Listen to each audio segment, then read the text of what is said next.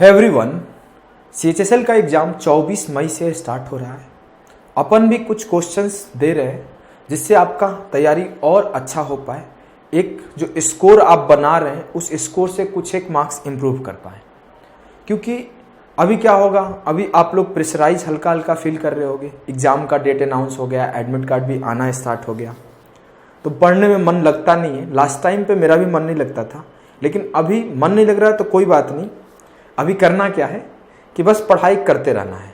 हाँ, जितना पहले पढ़ते थे उतना नहीं पढ़ पा रहे हो तो कुछ कुछ कम टाइम भी, लेकिन मॉक देते रहना है, प्रैक्टिस करते रहना है। कुछ क्वेश्चंस मैं दे रहा हूँ उसको भी लगाते रहना है, क्योंकि बिना मेहनत का ना सिलेक्शन नहीं होगा।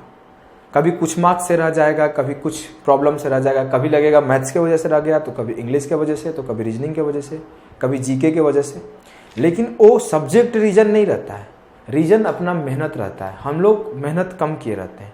अगर मेहनत अच्छे से करोगे तो स्कोर आएगा, कोई रोक नहीं पाएगा। और एक प्रॉब्लम और भी है, ढंग से पढ़ते नहीं हैं बहुत बच्चे और ढंग से पढ़ाते भी नहीं है बहुत लोग। मैं किसी की बुराई नहीं करता कभी भी, लेकिन मैं पहले बुराई बिल्कुल नहीं करता था। अब तो बस एक दो बातें आपको बता रहा हूँ, क्योंकि अपन लोग का सर्टेन ग्रुप था, वो भी ऑनलाइन मिले हुए बच्चे थे। मेरे कोई दोस्त नहीं था दिल्ली में, तो हम लोगों को कोई दिक्कत ही नहीं होता था कभी भी। अपना खुद से ही पढ़ लेते थे। मेरे को तो मैं रेयर ही डाउट कभी पूछता था मैथ्स का, और मैं खुद का डाउट होता था तो मैं एक दो दिन रुक रुक के सॉल्व करके सीखता था। तो अपन कभी किसी टीचर का बुराई नहीं करते थे, सारे टीचर अच्छे, सब अच्छे पढ़ाते। लेकिन जब मैं पढ़ाना स्टार्ट किया तो बहुत बच्चों से बात होता है। अभी तो मतलब मेरे को टाइम ही नहीं मिलता, नहीं तो मैं सीएचएसएल के लिए भी एक मैराथन देता। सीजीएल का मैराथन दिया, उस टाइम पे मेरे पास मैसेजेज आए कि जितने क्वेश्चन आ रहे थे, कई क्वेश्चन के तो डेटा भी सेम थे। अगर अभी भी आपको विश्वास नहीं है तो 525 क्वेश्चन है सीजीएल में, आप उसको उठाओ, सॉल्व करो, और मेरा मैराथन सेशन 6-7 सेशन होंगे मैराथन वाले, जाओ उस क्वेश्चंस को मैच करा लो। तो अब जाके देखोगे तो पता चल जाएगा, इवन डेटा भी सेम मिले हैं क्वेश्चंस के। तो इसीलिए सोचा कुछ क्वेश्चन आपको भी दूं, क्योंकि जो लोग बता रहे हैं, जो लोग सिखा रहे हैं, गलत सिस्टम से सिखा रहे हैं, ढंग से नहीं सिखा रहे हैं। इसी वजह से हर बार आप फंस के रह जा रहे हो। कभी 120 मार्क्स, कभी 130 मार्क्स, कभी 140 मार्क्स, अच्छे मार्क्स नहीं आते। वो सब कुछ अच्छे से बताते नहीं है। एग्ज़ाम को अप्रोच करने, एग्ज़ाम को कैसे क्रैक करें, ये सब बताते नहीं है। खुद भी बहुत लोग कभी कर नहीं पाए ढंग से करके, तो कोई है ही नहीं। जैसे ढंग से तो सिर्फ मैं ही करके आया, अच्छा रैंक बन रहा है। मैं सीएचएसएल एक बार ही दिया हूँ अपने लाइफ में, मेरे 180 मार्क्स उसमें बन रहे हैं। मैं 2020 का सीएचएसएल दिया था, उसके पहले कभी सीएचएसएल अपीयर नहीं हुआ था, और आगे भी कभी सीएचएसएल अपीयर होने का मेरा प्लान नहीं है। मेरा मैथ्स में 50 में 50 स्कोर था सीएचएसएल में। मैं स्कोर तो अच्छा करता था, लेकिन मेरे को स्कोर करने के साथ साथ सिखाने भी आता था। फिर पेपर अप्रोच कैसे करते हैं, जो कि कोई नहीं बता रहा है, और अच्छे से बताना भी नहीं चाहते। बता देंगे तो खुद का खर्चा कहाँ से चलेगा। तो लोग पता नहीं क्या सोचते हैं यार, किसी को क्या ही बोले। लेकिन आप लोगों को डिस्ट्रैक्ट नहीं होना है, पढ़ाई करते रहना है, और उसके लिए आपको लिए जितना क्वेश्चंस मैं देता हूं उसको आप सॉल्व करो। और साथ साथ मैं एक रिसोर्सेज बता दे रहा हूं, क्योंकि मैं क्लासेस ऐसा नहीं हर बार दे पाऊंगा, क्योंकि मेरे बैचेज चल रहे हैं, 3-3 बैचेज में क्लासेस ले रहा हूं मैं, तो टाइम नहीं मिलता है मेरे को। तो आप लोग को क्या करना है, तो जो बेस्ट रिसोर्स है अभी, जो 500 प्लस क्वेश्चन सीजीएल में पूछे गए हैं, उनको 2 बार लगा लो, एक बार नहीं 2 बार। मैं क्वेश्चंस उसी में से उठा के लाया हूं, अच्छे क्वेश्चंस। और जो मैं सीएचएसएल का ये सेट दूंगा, मॉडरेट साइड रहेगा। और इसके बाद भी आपको टाइम मिल रहा है तो सिलेक्शन पोस्ट वाले, आईसीएआर वाले, फिर मेंस वाला पेपर, इन्हीं सब पेपर को भी लास्ट टाइम सॉल्व करो मैथ्स में। अभी आपको रीजनिंग पढ़ना है तो सीजीएल वाले रीजनिंग, इंग्लिश पढ़ने हैं तो इन्हीं की इंग्लिश। अभी आपको दिमाग लगाना ही नहीं है, जो करंट अफेयर्स पढ़ रहे हो वही पढ़ते रहो। इधर उधर देखोगे, इधर उधर भटकोगे, टाइम बर्बाद होगा, मार्क्स कम आएगा, फिर टेंशन होगी, फिर आओगे, मैसेज करोगे, कॉल करोगे, कमेंट करोगे, भैया कम मार्क्स आ गए। तो अभी सुन लो, मैं बातें सही बताता हूँ, क्योंकि मेरे को कोई फर्क नहीं पड़ता। थोड़ा सा बुरा लग जाती है मेरी बात लोगों को कि इसे ओपनली बोलता है, तो इसीलिए मैं बोलता ही नहीं हूँ, मैं सिर्फ पढ़ा देता हूँ। लेकिन सोचा थोड़ा ज्ञान भी दे दूँ जिससे आप लोग सुधरे रहो, तो मैं थोड़ा ज्ञान दे दिया। अब स्टार्ट करते हैं। क्वेश्चंस आप लोग क्या करना कि पॉज करके ट्राई करना। इसी वजह से हम लोग रिकॉर्डेड सेशन दे रहे हैं। लाइव सेशन का प्लान नहीं किए, क्योंकि कंटिन्यू नहीं रख पाएंगे लाइव सेशन। तो रिकॉर्डेड सेशन या जितना भी एक्सपेक्टेड क्वेश्चन होंगे, या सैम्पल पेपर होंगे, गेस्ट पेपर होंगे, जो बोलना चाहो, लेकिन आप ढंग से करके जाना, 2 बार लगा के जाना। उस दिन आपको पता चलेगा, जिस दिन एग्जाम से निकलोगे कि जो बोले थे वही हुआ, क्योंकि अब तो आदत हो गई है एग्जामिनर क्या सोचता है जान जाने की। इतना बार क्वेश्चंस देख लिया हूँ, सारे क्वेश्चंस याद हो गए हैं, इतना बार सॉल्व कर लिया हूँ। आ जाओ क्वेश्चन से स्टार्ट करते हैं। पहला क्वेश्चन हम लोग का नंबर सिस्टम का है। मैं देखता हूँ नंबर सिस्टम पढ़ते टाइम बहुत बच्चे बहुत ही ज़्यादा डिफिकल्टी फेस करते हैं, क्योंकि ढंग से नंबर सिस्टम पढ़ाता ही कोई नहीं है। तो नंबर्स का नॉलेज आपको बहुत अच्छा होनी चाहिए, वो कैलकुलेशन में, इवन हर चैप्टर में नंबर्स आपको हेल्प करेंगे, तो नंबर्स अच्छे से सीखो। If the 9-digit number 9m2365n48 is completely divisible by 88, 88 से डिविजिबल है तो 8 और 11 दोनों से डिविजिबल होगा। What is the value of m square into n square for the smallest value of n where m and n are natural numbers? अब हम लोग देखते हैं वो 8 का डिविजिबिलिटी रूल लगाएंगे। आपको पता है, मैं पढ़ाया हूं कि जब लास्ट का 2 डिजिट 8 का डिविजिबल हो तो जो थर्ड डिजिट होता है वो इवन नंबर होता है। अब n का क्या क्या पॉसिबल वैल्यू है? 0, 2, 4, 6, 8। लेकिन एक चीज आप देखो, बोला है कि n का स्मॉलेस्ट वैल्यू लेना है, n का स्मॉलेस्ट वैल्यू लेना है। तो मैं n का स्मॉलेस्ट वैल्यू लूंगा, तो सबसे n का स्मॉलेस्ट वैल्यू क्या है? 0। लेकिन 0 नहीं ले सकते। क्यों नहीं ले सकते? क्योंकि वहां पे बोला है where m and n are natural numbers. तो फिर सबसे स्मॉलेस्ट क्या हो जाएगा? 2। तो आप देख के क्वेश्चन अगले 2 से 4 सेकंड बाद डिसाइड कर सकते थे कि n का वैल्यू 2 है। निकालना क्या है? m square into n square, मतलब 2 का स्क्वायर 4 इंटू m स्क्वायर। अब अपन m का वैल्यू निकालेंगे। 11 का रूल लगा दो, 8 माइनस 4 4,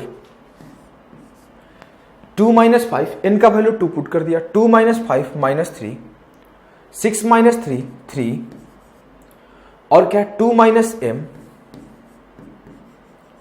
और क्या है? 9 बराबर या तो 0 आना चाहिए या 11 का मल्टीपल आना चाहिए। अब मैं काटाकुटी लगाया, 4 2 6 9 15 माइनस m, तो m एक सिंगल डिजिट नंबर है तो m का वैल्यू 15 नहीं हो सकता, तो ये 0 की जगह 11 आएगा, और जब 11 आएगा तो m 4 होगा। m जब 4 होगा तो m स्क्वायर 4 का स्क्वायर 16 होगा, तो answer will be 16 into 4 64।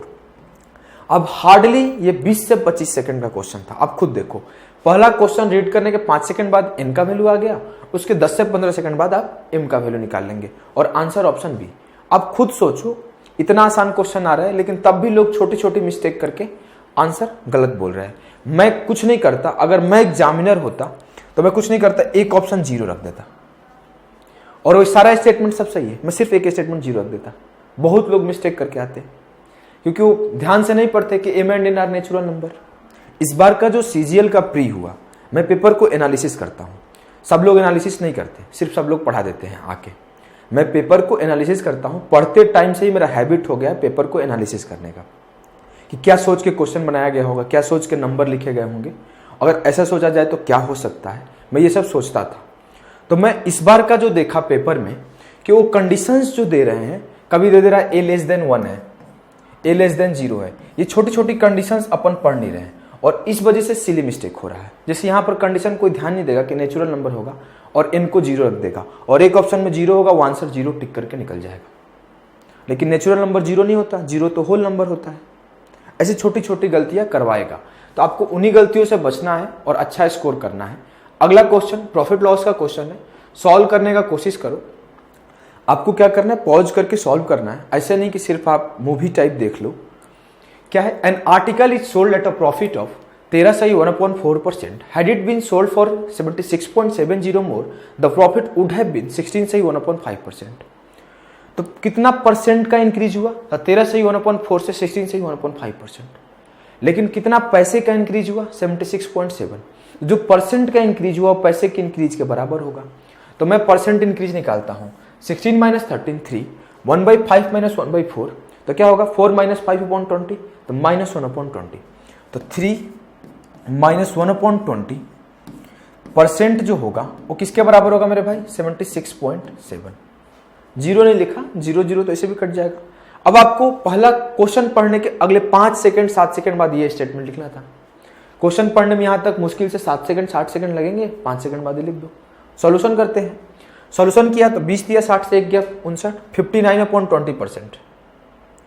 59 upon 20% बराबर है 76/7। 76.7 को डेसिमल उड़ाया तो नीचे 10 आ गया।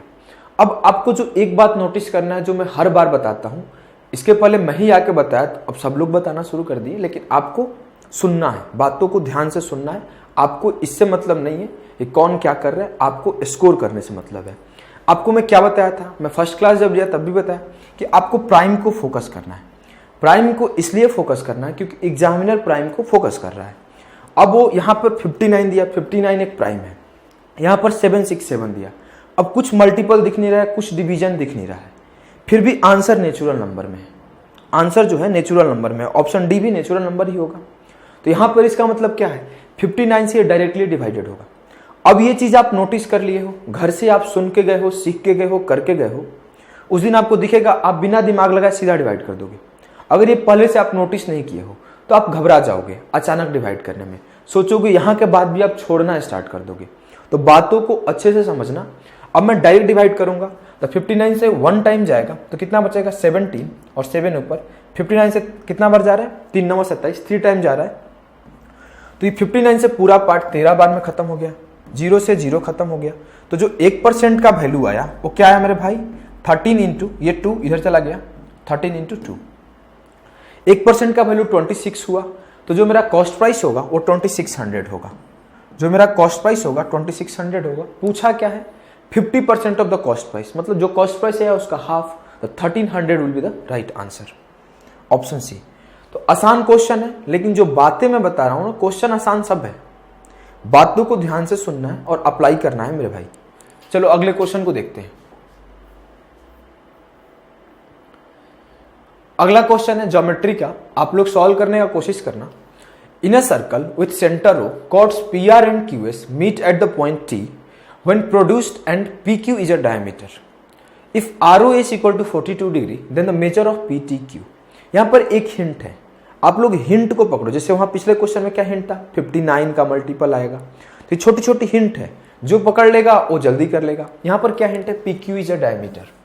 क्या होगा, कुछ लोग क्या करेंगे, पहले फिगर बनाएंगे और फिर PQ को डायमीटर सेट करने के चक्कर में फिगर गलत कर देंगे, फिर दोबारा फिगर हो सकता है सही बनाए या दोबारा भी गलत करें, और ये फिगर बनाने में 2 बार 20-25 सेकंड बर्बाद कर देंगे। सेकंडों की लड़ाई है, इसीलिए आपको अप्रोचेज सीखना पड़ेगा, जो मैं बताता हूं ध्यान से सुन के। अब पहला काम आपका क्या होना चाहिए, पहले डायमीटर खींच लो, उसके बाद आगे का काम करेंगे। तो क्वेश्चंस पढ़ के आप समझो सबसे इजीएस्ट चीज निकाल लेने दें। तो निकाल लिया मैं, PQ जो है डायमीटर है। मैं फोटो बनाता हूं, सर्कल प्यारा सा बना अपना, ये आया मैं PQ डायमीटर। अब क्या बोला, PR and QS meet at point T when produced, तो बाहर मिला है तो मैं मिला दिया। ये PR और ये QS जाकर किसी पॉइंट T पर मिला, जिसमें ये PR है ये QS है। आगे क्या बोल रहा है मेरे भाई कि ROS 42 डिग्री है, O होगा सेंटर और ये ROS ये 42 डिग्री गिवन है। आगे क्या बोल रहा है, then the measure of PTQ। PTQ का वैल्यू बताना है, PTQ मतलब ये एंगल बताना है मेरे को। अब आपको 2 कंडीशंस पता होना चाहिए। पहला कंडीशन कि सेमी सर्कल में बना एंगल 90 डिग्री का होता है, और दूसरा कंडीशन जो एंगल सेंटर पर बनता है वो सरकमफ्रेंस पर बने एंगल का 2 टाइम्स होता है, डबल होता है। बस ये 2 बात आपको पता है, तो आप क्वेश्चन देखने के, फिगर बनाने के 5 सेकंड बाद सॉल्व कर लोगे। देखो आप पहले सेमी सर्कल है ये पूरा, क्योंकि ये डायमीटर है तो मैं ये लाइन यहां से खींच दिया। अब ये सेमी सर्कल के बना अंदर 90 होगा, जब ये 90 होगा तो ये भी 90 होगा। अब आपको कौन सा ट्रायंगल देखना है, PTS। PTS में एक एंगल 90 है और ये 42 गिवन है, तो आप इस आर्क को नोटिस करना। इस आर्क से बना है सेंटर पर 42, तो सरकमफ्रेंस पर कितना बनेगा 21। आपको PTS को फोकस करना था, एक एंगल 90 है दूसरा 20 है, तो तीसरा क्या होगा, तो इन दोनों का सम भी 90 होना चाहिए। तो 21 प्लस थीटा 90 होना चाहिए, तो थीटा 69 होगा। अब खुद सोचो कितना देर का काम है इस क्वेश्चन को सॉल्व करना। फिगर बनाने के बाद आपको सारी बातें आती है, आप प्रैक्टिस किए हो तब। अगले क्वेश्चन को देखते हैं, आसान क्वेश्चन था ये भी। अगला क्वेश्चन अपना अलजेब्रा का क्वेश्चन है, ट्राई करना खुद से, मैं समझाता हूं। If x plus y plus z बराबर 18, एक्स वाई जेड बराबर 81 and x y plus y z plus z x बराबर 90, then the value of x cube plus y cube plus z cube plus x y z. आपको एक चीज ध्यान दे रहे हो, मैं हर बार बोलता हूं नंबर्स को ध्यान दो, यहां पर नंबर्स को आप ध्यान दो। 9 का मल्टीपल है, 9 का मल्टीपल है, 9 का मल्टीपल है। जब आप x cube plus y cube plus z cube निकालोगे तो क्या होगा, x plus y plus z into x plus y plus z का whole square minus 3 into x y plus y z plus z x. अब क्या यहाँ plus का x y Z बोला है, तो दोनों साइड प्लस का 4 XY Z जोड़ लोगे तो उसमें एक बार और प्लस का 4 XY Z जुड़ जाएगा।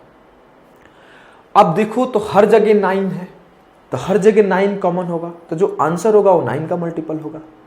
आपको ये देखने के अगले 2-4 सेकंड बाद समझ में आ जाना चाहिए कि जो आंसर आएगा वो 9 का मल्टीपल आएगा। अब मैं चेक करना शुरू किया, ये नहीं है, ये है, ये नहीं है, ये नहीं है। 9 का जो मल्टीपल होता है सम ऑफ डिजिट चेक करते हैं, तो ऑप्शन बी आंसर हो गया। जो बच्चा नोटिस कर लेगा वो आंसर टिक करके अब तक निकल गया रहेगा। वो तो मैं समझा रहा हूं, तो आपको छोटी छोटी हिंट दे रहा हूं जिससे आप समझ पाओ। आंसर टिक करना कितना आसान है आप खुद देख रहे हो। मैं इसको प्रॉपर सॉल्व करवा रहा हूं। आपको फॉर्मूला तो याद होगा ना कि x cube plus y cube plus z cube minus 3XYZ बराबर होता है x plus y plus z into x plus y plus z का whole square minus 3XY plus y z plus z x, 3 into 90 270। लेकिन ये जो formula है ये x cube plus y cube plus z cube minus 3XYZ का है। निकालना क्या, प्लस का XYZ, तो मैं दोनों साइड 4XYZ ऐड कर दूंगा तो ये पार्ट निकल जाएगा। तो 4XYZ, मेरे को XYZ का वैल्यू पता है 81, तो ऐड कर दिया 4 इंटू 81। अब इसको सॉल्व करना है। मेरे को दिख रहा है 18 कॉमन है पूरे से, तो कॉमन कर लिया। यहां क्या बचा 54, यहां क्या बचा 9 इंटू 2 18। सॉल्व करूंगा, मैं आपको समझा रहा हूं, आप सॉल्व करो। 54 प्लस 18 कितना हुआ 72 इंटू 18। टेबल पढ़ूंगा 18 दूना 36, तब भी आंसर हो गया, तब भी आंसर हो गया यूनिट डिजिट से। पूरा पढ़ना नहीं पड़ा टेबल, लेकिन मैं पूरा पढ़ता हूं जिससे आप हैबिचुअली हो जाएंगे, हैबिचुअल हो जाएंगे टेबल पढ़ने का और मल्टीप्लिकेशन करने का। तो आपको दिक्कत नहीं होगा एग्जाम के दिन। हो सकता है कभी यूनिट डिजिट मैच करे ना करे, लेकिन मल्टीप्लिकेशन हर बार आपको हेल्प करेगा। तो 18 दूना 36, 3 बचा, 18 7 126 और 3 129, 1296 will be the right answer. अगले क्वेश्चन को देखो। अगला क्वेश्चन ट्रिगोनोमेट्री का है। आपको ट्रिगोनोमेट्री मैं ऑलरेडी पढ़ा चुका हूं। वो ट्रिगोनोमेट्री देखने के बाद बहुत लोग वैसे ट्रिगोनोमेट्री पढ़ना शुरू किया, तो आप बातों को समझना। मैं बोलता हूं क्वेश्चन देखने के अगले 2 सेकंड बाद डिसाइड कर लो कि पुटिंग लगेगा कि नहीं लगेगा। अब मैं क्वेश्चन देखा, मैं डिसाइड कर लिया पुटिंग लग जाएगा। कैसे डिसाइड किया, क्योंकि मैं क्वेश्चन कम ऑप्शन ज्यादा देख रहा हूं। ऑप्शन देखा, सारे ऑप्शन नंबर्स में, सारे ऑप्शन अलग अलग है, पुटिंग लग जाएगा। तो पुटिंग आप लगा दो।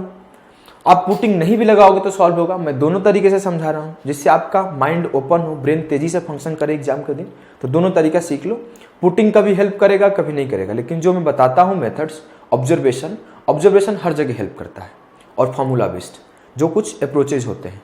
तो देखो मैं पहले पुटिंग समझाता हूं। सबसे बेस्ट ऑप्शन है 45 पुट किया तो 1 + 1 + 2 4 हो गया, प्लस का 3 इधर इनटू है। ये क्या होगा 1/√2 का क्यूब मतलब 1/8, 1/√2 का क्यूब मतलब 1/8, तो 1/8 + 1/8 2/8 मतलब 1/4 -1। इसको सॉल्व किया तो -3/4 आया। -3/4 काटा तो -3 + 3 0 will be the right answer. आप यहां सॉल्व किए, आंसर आ गया। ऐसा नहीं कि इसको आप दूसरे तरीके से नहीं कर सकते, ऑब्जर्वेशन से नहीं कर सकते, आप ऑब्जर्वेशन से भी कर सकते हैं, और फॉर्मूला याद है तो फॉर्मूला से भी कर सकते हैं। मैं आपको फॉर्मूला से ही समझाता हूं, इसको मिटाता हूं। आप ऐसे कर लिए होंगे, बहुत छोटी बात है, ये कोई बड़ी बात नहीं है। ऐसे ही क्वेश्चन एग्जाम में आते हैं, कभी बड़े क्वेश्चन नहीं आते। सिर्फ एग्जाम के दिन घबराहट होती है, उसी घबराहट, उसी नर्वसनेस को कंट्रोल करना होता है। cos to the power 6 theta plus sin to the power 6 theta को हम लोग क्या लिख सकते हैं 1 - 3 sin स्क्वायर cos स्क्वायर। जैसे इसको लिखा मैं 1 - 3 sin square into cos square, तो मेरे को 1 और 1 कटता दिखा, तो यहां मेरे को क्या मिला -3 sin square into cos square. आप वहां लिखने की जरूरत नहीं है, आपका ब्रेन में देखते पता चल गया, वहां मिला -3 sin square into cos square. मैं लिख के समझा रहा हूं तो आप समझने का कोशिश करना, आपको लिख के नहीं सॉल्व करना है। -3 sin square theta into cos square theta. आप वहां देखने के बाद डिसाइड कर लिए, वहां पर मेरे को -3 sin square theta cos square theta मिल गया। इस पार्ट को आप देखेंगे, ये आप ध्यान से देखो तो tan square theta plus cot square theta plus 2 को मैं लिख सकता हूँ 2 tan theta into cot theta. तो अल्टीमेटली ये पार्ट क्या है मेरे लिए, tan theta plus cot theta का होल स्क्वायर। और मैं आपको ऑलरेडी बता चुका हूँ कि tan theta plus cot theta को क्या लिख सकते हैं, sec theta into cosec theta. कैसे लिख सकते हैं तो आप प्रूफ कर लो, ये tan हुआ ये कॉट हुआ, tan को लिखूंगा साइन अपॉन कॉस और कॉट को लिखूंगा कॉस अपॉन साइन। साइन यहाँ गया कॉस यहाँ गया तो ये साइन स्क्वायर बना ये कॉस स्क्वायर बना। तो नीचे मेरे को मिला 1 अपॉन साइन इंटू कॉस। तो मैं tan प्लस कॉट को, ये साइन इंटू कॉस है तो ऊपर ले जाऊंगा तो कॉसेक इंटू सेक हो जाएगा।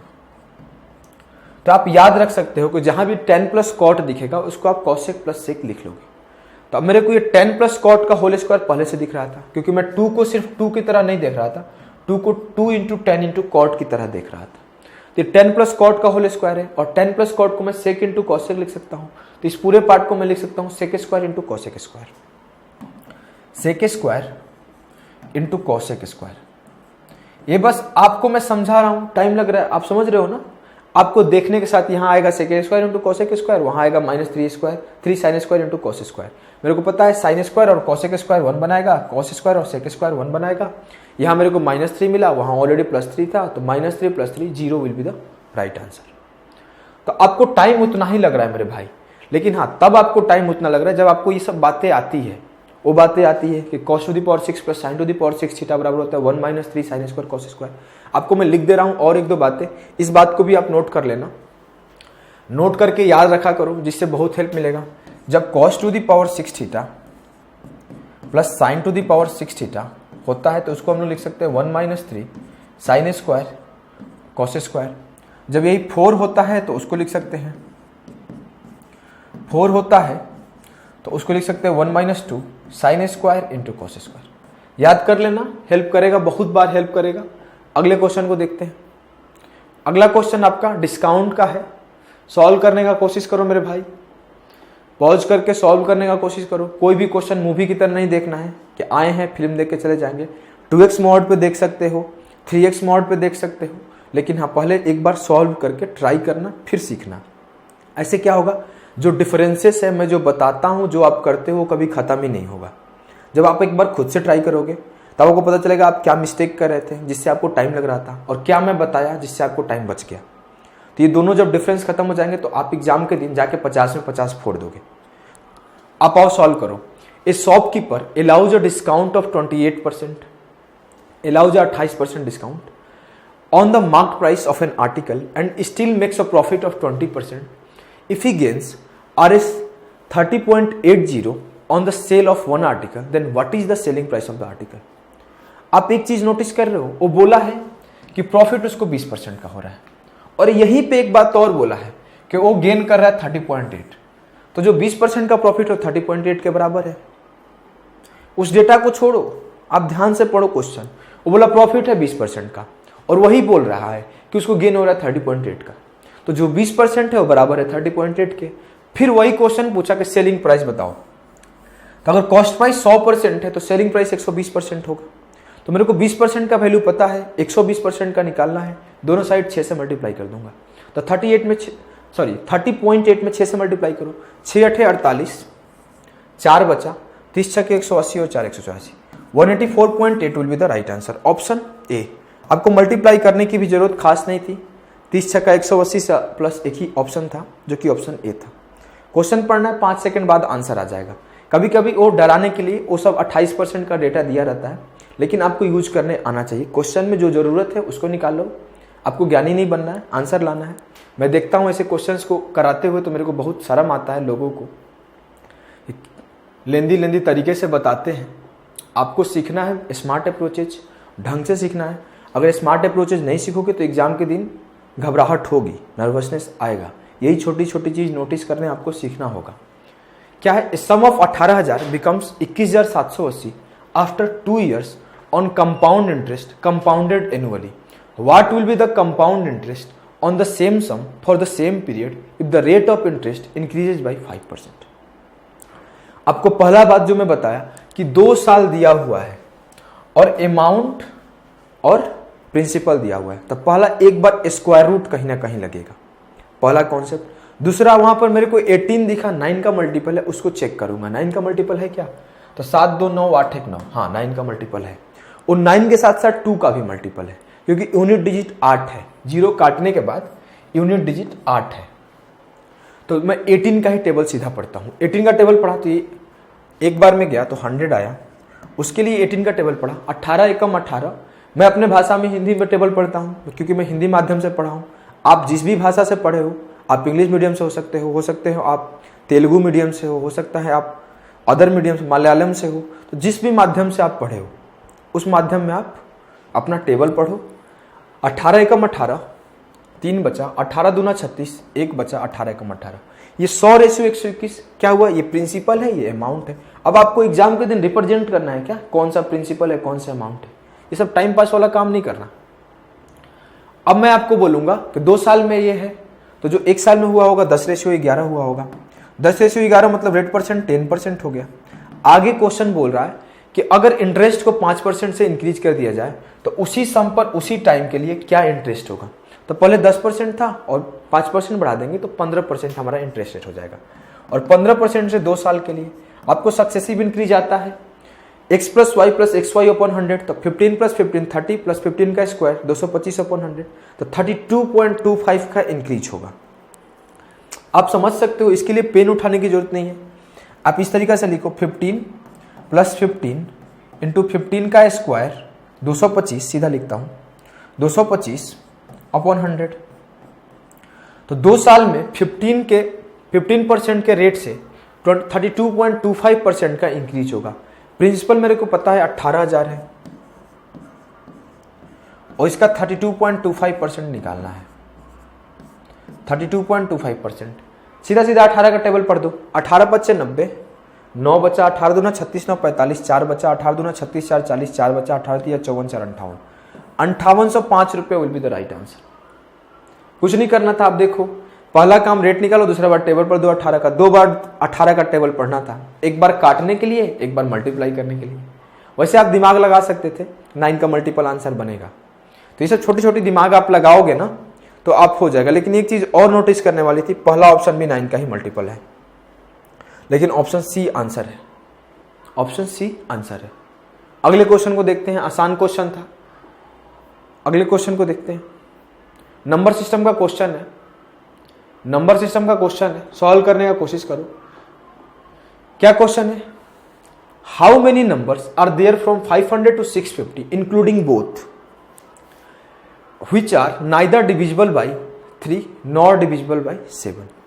आपको पता है जब भी नाइदर नॉर का कॉन्सेप्ट आता है तो यूलर्स लगाते हैं। जब हम यूलर्स लगाएंगे तो सीधा देख लेंगे, हर 3 नंबर में 2 नंबर ऐसा होगा जो 3 से डिविजिबल नहीं होगा। मतलब मैं लगातार 3 नंबर लिखा, जैसे लिख दिया 4 5 6, तो इसमें 2 नंबर ऐसे हैं जो 3 से डिविजिबल नहीं है।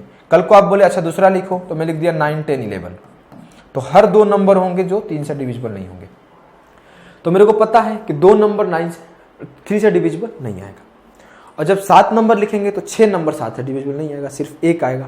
तो यूलर्स लगाते हैं। टोटल नंबर कितने हैं? 500 से 650, तो 650 माइनस 500, 150 प्लस 1 151। टोटल नंबर हुए 151। 650 माइनस 500, 150 प्लस 1 151 नंबर में 151 नंबर में हर 2 नंबर नहीं डिविजिबल होगा 3 का, और हर 6 नंबर नहीं डिविजिबल होगा 7 से। काटाकोटी करेंगे, 3 दूना 6, 4 का टेबल पढ़ा तो 604 अपॉन 7, 7 का टेबल पढ़ देते हैं। 7 8 56, 4 7 6 42, 7 3 21। आंसर जो होगा 86 या 86 के अराउंड होगा। ऑप्शन क्या है? एक ही ऑप्शन है जो 86 के नियर है, तो 87 will be the right answer. इस बार का एग्जाम का है वो क्वेश्चन है। आप एग्जाम के दिन क्वेश्चन पढ़ते और 5 सेकंड के अंदर आंसर टिक करके निकल जाते हैं। 5 सेकंड के अंदर आंसर टिक करके आप निकल जाते हैं। सोचो इतना आसान क्वेश्चन आता है, लेकिन तब भी अब मैं कुछ नहीं बोलूंगा तो बोलोगे पढ़ता तो बहुत हूं लेकिन स्कोर नहीं आता। तो आपको ढंग से पढ़ाई करना पड़ेगा। बहुत लोग स्कोर नहीं आ रहे और बहुत लोग हर बार अच्छा स्कोर कर रहे हैं। कभी भी पेपर दे रहे हैं तो हर बार अच्छा स्कोर कर रहे हैं। तो रीजन होगा ना, जो कमी होगी ना कुछ चीजें, तो उसी कमी को खत्म करना है। ज्योमेट्री का क्वेश्चन है, chord AB and CD of a circle when produced meet at point P। बनाते हैं। P पे मिला AB और CD। आगे क्या बोल रहा है? AB बराबर 6.3, BP बराबर 4.5, CD बराबर 3.6, then the length of PD is, फिर से वही कॉन्सेप्ट दिया है, 9 का मल्टीपल है सब, आंसर 9 का मल्टीपल होगा। लेकिन मैं आपको समझाता हूँ 9 का मल्टीपल कौन कौन सा ऑप्शन है। अरे यार ये तो ज़्यादा आसान हो गया, ऑप्शन डी आंसर होगा। लेकिन मैं इसको सॉल्व कराता हूँ। शायद आपको लग रहा होगा कैलकुलेशन बहुत है, मैं ज़्यादा आसान तरीका बता दिया, तो थोड़ा सा हार्ड तरीका बताता हूँ। तो मैं आपको कैलकुलेशन नहीं है, आपका नजरे शार्प होना चाहिए। पहला काम आप क्या करो, सारे नंबर्स को 10 से मल्टीप्लाई कर दो। तो जो आंसर आएगा उसको 10 से डिवाइड करना पड़ेगा, जो आंसर आएगा उसको 10 से डिवाइड करना पड़ेगा। अब मैं बोलता हूं सारे नंबर को जब मैं 10 से मल्टीप्लाई किया तो ये 63 हो गया, ये 45 हो गया, ये 36 हो गया। अब मैं सारे नंबर को 9 से डिवाइड कर देता हूं। पहले 10 से मल्टीप्लाई किया था, अब 9 से डिवाइड कर दूंगा। जब सारे नंबर को 9 से डिवाइड किया तो जो आंसर आएगा वो 9 से मल्टीप्लाई होगा। अब आपको क्या करना है, अब आप इजीली निकाल सकते हो, सेकेंड थ्योरम आता है PB इंटू PA बराबर PD इंटू PC। 5 इंटू 12 बराबर ये x मान लिया तो x इंटू 4 प्लस एक्स। यहां के बाद भी कुछ ऐसे हमारे होंगे बच्चे, जो बच्चे यहां से क्वाड्रेटिक सॉल्व करना शुरू कर देंगे। अरे भाई काय को क्वाड्रेटिक सॉल्व करोगे, आप यहां पुटिंग लगा दो ना, छोटा सा तो नंबर है 60 को फैक्टराइज करोगे तो आप फटाफट पुटिंग लगा दोगे।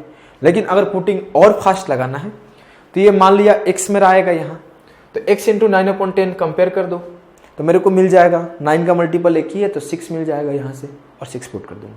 अगर 6 नहीं इस तरीका से पुट कर पा रहे हो तो कोई बात नहीं, आप यहाँ नंबर लेना शुरू करो। 60 को फैक्टराइज करूंगा तो कितने तरीका से कर सकता हूँ, 1 इंटू 60। तो यहाँ पर होगा क्या, 1 पुट करने पर एक वैल्यू 60 बनेगा, नहीं बनेगा। इसको फैक्टराइज कर सकता हूँ 2 इंटू 30, तो x को मैं 2 लिया तो ये 30 बनेगा क्या, नहीं। अब मैं पुट कर सकता हूँ x को 3 इंटू 20, तो x को 3 लिया तो 4 3 7 बना, नहीं बना इक्वल। मैं फिर से इसको फैक्टराइज किया तो 4 इंटू क्या बना, 4 इंटू 15। अगर मैं इसको 4 लिया तो 4 इंटू 8 बन रहा है। इसको फिर फैक्टराइज किया 5 इंटू 12, तो मैं x को 5 लिया तो भी ये 16 नहीं बन रहा है। 5 इंटू 5 प्लस 4 9। अगर मैं इसको 6 इंटू 10 लेता हूँ और x को 6 लेता हूँ, x को 6 लेता हूँ तो 4 प्लस 6 10, ये इक्वल आ गया। 6 इंटू 10 बराबर 6 इंटू 10 60। तो ये आप लिख लिख के मैं समझा रहा हूं, आपका ब्रेन इतना तेज फंक्शन करेगा कि 1 इंटू 60 नहीं होगा, 2 इंटू 30 नहीं होगा, 3 इंटू 20 नहीं होगा, 4 इंटू 15 नहीं होगा, 5 इंटू 12 नहीं होगा, हाँ 6 इंटू 10 हो गया, हाँ हो गया आंसर। इतना तेज आपका ब्रेन फंक्शन करेगा, थोड़ी ना आप लिख लिख के वहां करोगे। तो यहाँ पर मैं 6 पुट किया x के जगह पर, तो 6 into 9 54/10 5.4 will be the right answer. तो अब देखो एक क्वेश्चन सॉल्व करने का क्या क्या पर्सपेक्टिव होता है। सिर्फ आपको सॉल्व करने आने से नहीं होगा, आप उसकी चीज़ों को सोच लो, फिर आप जब अप्लाई करो तो बहुत फास्ट अप्लाई करो, फिर जाके आप एग्जाम के दिन अच्छा अप्लाई कर पाओगे और इम्प्रूव कर पाओगे। आइए अगले क्वेश्चन को देखते हैं मेरे भाई। अगले क्वेश्चन को आप देखो, सिंपल इंटरेस्ट का क्वेश्चन है। सिंपल इंटरेस्ट का क्वेश्चन है। Anil lent a sum of 5000 on simple interest, खुद से ट्राई करना, 10 years in such a way that the rate of interest is 6% per annum. For the first 2 years 8% per annum, for the next 2 years and 10% per annum, beyond 4 years how much interest will he earn at the end of 10 years? 10 साल में कितना interest earn करेगा, try कर रहे हो ना। शायद ऐसे धमकी तो नहीं दे रहा हूं ना मैं, तो मैं अगर सामने रहता तो मैं धमकी देके ही पढ़ाता, लेकिन अभी यहाँ सिर्फ कैमरा रहता है, मैं अकेले रहता हूँ तो बकैती भी नहीं कर पाता, सिर्फ क्वेश्चंस के ऊपर ही बोलता हूँ। 10 साल उसको दिया गया है इंटरेस्ट कमाने के लिए। वो पहले 2 साल में कितना कमाएगा, 6%, 2 साल के लिए 12% कमाएगा। अगले 2 साल में कितना कमाएगा, तो 8% के हिसाब से 2 साल तो 16% कमाएगा, यहाँ 2 साल है। और उसके बाद बचा कितना, 6 साल, और 4 साल बाद से कितना लेने लग रहा है इंटरेस्ट, 10%। तो अगले 6 साल 10% के हिसाब से चलेगा, तो 10 चके 60%। टोटल कमाएगा कितना, 12 16 28 60 88%। वो टोटल इंटरेस्ट कमाएगा 88%। कितना प्रिंसिपल है, 5000। 5000 का 88% आंसर होगा। अब आपको मैं परसेंटेज जब समझाता हूं तो एक चीज बताता हूं कि आप इस तरीका से कर सकते हो। आपको बोला है कि 1000 का 1% बोला जाए, या फिर 100 का 10% बोला जाए, या फिर 10 का 100% बोला जाए, या फिर 1 का 1000% बोला जाए। सब बात तो बराबर है, तो हाँ बराबर है, बराबर है ना। दूसरा चीज क्या सिखाता हूं, आप देखो मैं एक चीज और एग्जाम्पल लेता हूं। मैं बोला कि 50 का 24% या फिर ऐसे बोलूं 25 का 16%। तो यहां पर आप देख सकते हो 24 का 50%, 24% ऑफ 50, ऐसे इंग्लिश लिखता हूं, हिंदी बोल गया तो गलती बोल गया। 24% ऑफ 50, तो आप ऐसे देख सकते हो 24% ऑफ 50 हो या 12% ऑफ 100 हो। मैं इसको फैक्टराइज कर दिया और ये दो उसमें दे दिया, तो 12% ऑफ 100 हो या फिर 24% ऑफ 50 हो, बराबर है। तो इसका आंसर क्या आएगा? 12। यहां पर भी आप ऐसे सोच सकते हो 25 का 16% हो या फिर 100 का 4% हो, क्योंकि इसको मैं फैक्टराइज कर दूंगा 4 × 4 और इस 4 को यहां डाल दूंगा तो 100 का 4% हो। उसी तरीका से अब मैं यहां समझा रहा हूं, लेकिन आपका ब्रेन कितना तेज फंक्शन करना चाहिए आप देखो। ये बोला 88% निकालो 5000 का, मैं बोला कि 5000 की जगह 10,000 का 44% निकालना है। 10,000 का 44% क्या होगा? 4400 आंसर। अब मैं इस क्वेश्चन को समझाने के लिए वो बात समझा है। सोचो इसको अप्लाई करने में 2 से 3 सेकंड लगेगा और आंसर टिक कर दोगे। ये बात लिखने में 5 से 8 सेकंड लगेगा, क्वेश्चन रीड करने में 10 सेकंड, 30 सेकंड से ज्यादा क्वेश्चन में नहीं लगेगा। लेकिन क्या होता है 1-1.5 मिनट बर्बाद कर देते हैं अपन। वो 1.5 मिनट किसी और क्वेश्चन में दिया जा सकता था। अगर मैथ्स को कम टाइम में कर लोगे तो रीजनिंग में लगाया जा सकता है। तो कैलकुलेशन स्पीड, क्वेश्चन रीडिंग का हैबिट, कैलकुलेशन करने का तरीका छोटी छोटी, ये सब चीज आनी चाहिए। उसके बाद ही आप इसको 30 सेकंड के अंदर कर पाओगे। अगले चीजों को देखते हैं। ट्रिगो का क्वेश्चन है। यहां पे आपको पता है कि आप वैल्यू पुटिंग लगाओगे नहीं तो क्वाड्रेटिक सॉल्व करोगे। अब वैल्यू पुटिंग पे कितना कमांड है वो आप पे है, आप इस पे वैल्यू पुटिंग लगाओ। पहला चीज वो 0 से बड़ा है 90 से छोटा है, तो 3 वैल्यू पॉसिबल है 30, 45, 60। अब मैं सेटिस्फाई कराऊंगा तो मेरे को एक हिंट है। बहुत लोग ये हिंट नहीं देखता और ये हिंट जो देख लेता है वो 1 सेकंड के अंदर बता देगा कौन सा वैल्यू सेटिस्फाई करेगा। आओ मैं आपको हिंट बता देता हूं, अगली बार से आपको दिक्कत नहीं होगी। ये क्या है? sin phi. अब मेरे को पता है कि ये यहां पर सॉल्व होने के बाद एक 1 आ रहा है जो कि नेचुरल नंबर है। अगर नेचुरल नंबर चाहिए तो साइन हमेशा नेचुरल नंबर ही रहना चाहिए, मतलब रेशनल नंबर ही रहना चाहिए, इरेशनल नहीं हो सकता। अब मैं साइन को 60 पुट करूंगा तो √3/2 होता है जो कि इरेशनल नंबर है। साइन को 45 पुट करूंगा तो इरेशनल नंबर है 1/√2। अब मेरे को पता चल गया कि जो एक ही वैल्यू है साइन का जो रेशनल बनाएगा इसको 30। अब मैं क्वेश्चन रीड करने के 2 सेकंड बाद डिसाइड कर लिया 30 सेटिस्फाई करेगा। और यहाँ पे √3 दिख रहा है और यहाँ पे भी कॉसेक साइन कॉस दिख रहा है, मतलब 30 सेटिस्फाई करेगा। मैं बिना चेक किए भी सॉल्व करके आंसर मार्क कर दूंगा, बिना चेक किए सॉल्व कर दूंगा इस पार्ट को 30 रख के 5 को। लेकिन मैं यहाँ पे आपको प्रॉपर चेक करा रहा हूँ जिससे आप लोग सिली मिस्टेक ना करो। 5 सेकंड 10 सेकंड और दे दो क्वेश्चन में। चेक किया तो 30 पुट किया तो 1/4 -3/2 +2। मैं cos स्क्वायर 5 को इधर भेज दिया तो क्या हुआ 3/4। आप इसको सॉल्व करेंगे, यहां पर क्या लिख सकता हूं 6/4 लिख सकता हूं, तो 6/4 -1/4 -5/4। और मैं -5/4 को सॉल्व करूंगा तो 4 दूना 8 से 5 गया 3, तो 3/4 बराबर 3/4 सेटिस्फाई कर गया 30 डिग्री। अब मैं सॉल्व करता हूं इस पार्ट को। मेरे को देखने के बाद डिसाइड कर लिया कि 30 डिग्री ही होगा। अब सॉल्व किया cos 2π मतलब cos 60 1/2, sin 3π मतलब sin 90 -1, cosec 2π मतलब cosec 60 2/√3। सॉल्व किया तो 2/√3 आ गया। यहां पे मैं इस पार्ट को सॉल्व करूंगा तो 1/2 -1 -1/2। अब मैं सॉल्व करूंगा तो यहां √3 आएगा, यहां 4 आएगा, तो -√3 ऑप्शन नंबर। यहां पर देखो क्या किया है, यहां के बाद सॉल्व करने की जरूरत नहीं है। नीचे 2√3 आएगा, सब में ऊपर √3 से मल्टीप्लाई किया है। जहां पर भी -√3 + 4 आ जाए वो आंसर होगा। अब कहां कहां आ रहा है -√3 + 4, तो मैं जैसे यहां से √3 निकालूंगा तो हम -√3 + 4 आ जाएगा। आपको सॉल्व करना है तो सॉल्व करके चेक कर सकते हो प्रॉपर। ये 2√3 आया, ऊपर नीचे √3 से मल्टीप्लाई करूंगा तो ये 3 + 4√3 बन जाएगा, तो जो कि एक ही ऑप्शन है, ऑप्शन बी। यहां के बाद प्रॉपर सॉल्व करने की जरूरत नहीं थी, सीधा आप ऑप्शन चेक कर सकते थे। तो option B will be the right answer. अगले क्वेश्चन को देखते हैं मेरे भाई।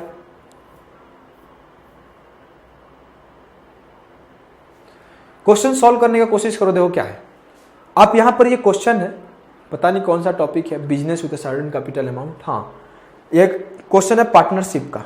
बिजनेस वहीं पे होता है और कैपिटल इन्वेस्टमेंट वहीं पे होता है। इस बार का आया हुआ क्वेश्चन है सीजीएल प्री का, सारे क्वेश्चन सीजीएल प्री के आए हुए हैं। लेटेस्ट क्वेश्चन आप करोगे तो एग्जाम के दिन हैबिचुअल रहोगे, तो लेटेस्ट क्वेश्चन ही मैं लेके आया हूँ। A man started of a business, एक बार सॉल्व किया करना आप लोग, with a certain capital account. If the first year he earn 60% profit and donated 50% of the total capital. तो 60% प्रॉफिट कमाया, 60% का क्या होता है फ्रैक्शन वैल्यू 3/5, 5 उसका कैपिटल होगा तो उस पर 3 प्रॉफिट कमाया। मतलब जो कमाया क्या कमाया 8/5, क्या कमाया 8/5। अब वो बोल रहा है कि जो कमाया 8/5 मतलब जो 8 यूनिट कमाया 5 पर, उसका 1/2 मतलब 50% डोनेट कर दिया, तो बचाया कितना, तो 1/2 ही बचाया। तो एक साल में 4/5 मतलब उसका कैपिटल 5 है तो 4 उसके पास बच रहा है सब कुछ करने के बाद। आगे क्या बोला, he followed the same procedure with the remaining capital after the second and third year. मतलब टोटल ये काम 3 बार किया, तो 4/5 इंटू 4/5 इंटू 4/5, तो सीधा सीधा क्यूब कर देते हैं। तो क्या मिला मेरे को 64/125। अब आगे क्या बोल रहा है, if at the end of the 3 years he is left with इतना, तो कितना से बचा होगा उसके पास 64 यूनिट। ये 64 यूनिट किसके बराबर है 15,360। काटा कुटी लगाओ, सीधा सीधा दिख रहा है 8 का मल्टीपल है, 8 8 है 64, 8 है कम 8, 7 बचा, 8 9 72, 8 2 16, 8 से काटा 24 बार, सीधा सीधा दिख रहा है 24 8 192। मेरे को 1 यूनिट का वैल्यू 240 आ गया। पूछा क्या है, what was the initial amount in RS with which the man started his business. तो इनिशियल अमाउंट क्या है 125 और 1 यूनिट का वैल्यू क्या है 240, तो 125 into 240 will be the right answer. 125 into 240 30,000 will be the right answer. Option number B will be the right answer. आपको multiply करना आसान है, यहाँ पे आप लोग शायद मल्टीप्लाई स्लो कर रहे होंगे, मैं आपको दिखाता हूँ कैसे फास्ट करते हैं। मेरे को पता है 125 में 8 से मल्टीप्लाई करूंगा तो 1000 बनेगा, और 24 में 8 है, पहले मैं 8 निकाल लिया। आपको मैं क्या बोलता हूँ, नंबर को फैक्टराइज फॉर्म में देखो और नंबर निकाल लो, नंबर डाल दो खुद से। अब मैं क्या किया 24 से 8 निकाल लिया, 24 से जब 8 निकाला तो 125 इंटू 8 1000 बना, और वहां बचा क्या था 8 निकालने के बाद 30 बचा था। ये मेरे माइंड में बन रहा है, लिख लिख के नहीं बनना चाहिए, लिख के बनना है तो फिर फायदा ही नहीं है। अब मेरे को 8 निकालने के बाद वहां 30 था और यहाँ 1000 है, तो 30 इंटू 1000 30,000। सही है, अगले क्वेश्चन को देखते हैं। अगला क्वेश्चन आपका ज्योमेट्री का है, सॉल्व करने का कोशिश करो आप लोग। क्या क्वेश्चन है, in the following figure P and Q are centre of the 2 circle, the circles are intersecting at point A and B, A and B, ये सेंटर है। अगला लाइन क्या बोल रहा है, PA produced on both the sides meet the circle at C and D। PA को produce किया गया दोनों तरफ, तो C और D पे, एक तरफ C पर और एक तरफ D पे टकराया। आगे क्या बोल रहा है, इफ CPB बराबर 100, ये 100 है तो वैल्यू ऑफ x, ये वैल्यू निकालना है। आसान है, ये 100 है तो इसका आधा यहाँ 50 होगा, ये 50 होगा, तो आपको ये निकालना है, तो मतलब आपको इस एंगल को निकाल लेना ज्यादा आसान रहेगा। ये एंगल जो आएगा इसका दुगना ये आएगा। आपको अल्टरनेट सेगमेंट थ्योरम याद है, अल्टरनेट सेगमेंट थ्योरम याद है, तो ये 50 है तो ये भी 50 होगा, तो x क्या होगा 50 इंटू 2 100। क्वेश्चन में पेन उठाने की जरूरत नहीं थी, क्वेश्चन का फिगर देखना था, फिगर में ही सॉल्व करना था, आंसर मार्क करना था। अगर आपको अल्टरनेट सेगमेंट थ्योरम ना दिखे, जस्ट मैं मान लूं अल्टरनेट सेगमेंट थ्योरम ना दिखे, तो आप इस तरीके से कर सकते हो। ये 50 है, आपको अलग कलर से दिखाता हूं, तो ये क्या बनेगा 130। आपको पता है साइक्लिक क्वाड्रिलेटरल बनेगा एक, तो ये साइक्लिक क्वाड्रिलेटरल में अगर ये 130 है तो इन दोनों का सम 180 होता है, तो फिर 50 हो जाएगा, और 50 तो ये 100 हो जाएगा। तरीके बदलने से आंसर नहीं बदलते, आंसर वही आएंगे। आप देखो सामने, अगले क्वेश्चन को देखो, सॉल्व करने का कोशिश करो। अगला क्वेश्चन आपका टाइम स्पीड डिस्टेंस का है, सॉल्व करने का कोशिश करो मेरे भाई। क्वेश्चन है, सॉल्व किया करो आप लोग, सिर्फ मूवी टाइप नहीं देखना। A takes 3 hours more than B to walk D kilometre. किसी D किलोमीटर के लिए A 3 घंटा ज्यादा ले रहा है B से। If A doubles his speed, then he can make it in 1 hour less than B। अगर A अपना स्पीड दुगना कर दे रहा है तो 1 घंटा कम लेने लग रहा है B से। मतलब A अपना स्पीड 1 से 2 किया, ये स्पीड है, फिक्स डिस्टेंस D है। तो जब डिस्टेंस कांस्टेंट रहता है तो जो स्पीड होता है टाइम के इनवर्सली प्रोपोर्शनल होता है। तो जो अब टाइम का रेशियो आएगा वो 2:1 आएगा। पहले 3 घंटा ज़्यादा लेता था, अब 1 घंटा कम ले रहा है, मतलब टाइम गैप क्रिएट कितना का हुआ, 4 घंटे का। और यहाँ टाइम गैप कितने का क्रिएट हुआ, 1 का। तो 1 यूनिट बराबर है 4 आवर। तो जो पहले टाइम ले रहा था वो 8 आवर लेता था ए, अब जो ले रहा है 4 आवर ले रहा है। पूछ क्या रहा है देखो, how much time does a require to walk kilometre. तो पहले 8 किलोमीटर लेता था, वही टाइम लेता था। Option C will be the right answer. पूछता बी कितना लेता था, तो 8 से 3 आवर कम 5, बी लेता था 5 आवर। या फिर पूछ सकता है ए अब कितना टाइम ले रहा है, तो 4 आवर। जो भी क्वेश्चन पूछेगा 3 तरीके से ही क्वेश्चन पूछता है, तीनों का तीनों तरीका बता दिया। या फिर ऐसे भी बोल सकता है कि 360 किलोमीटर चलने के लिए बी का स्पीड क्या होगा, बी का स्पीड क्या होगा जब 360 किलोमीटर जाना है उसको डिस्टेंस। तो आप डिवाइड कर दोगे 5 से, तो 72 आंसर हो जाएगा। तो क्या घुमाएगा, इससे ज्यादा क्या ही घुमा सकता है। आसान क्वेश्चन है। अगले क्वेश्चन को देखो। अगला क्वेश्चन भी आपका पार्टनरशिप का क्वेश्चन है।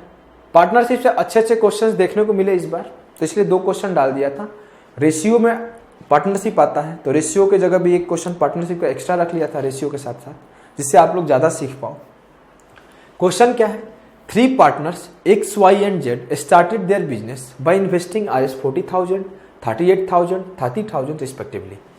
After 6 months, X and Z made additional investment of 20,000 and 15,000 respectively, where Y withdraw Rs 8,000।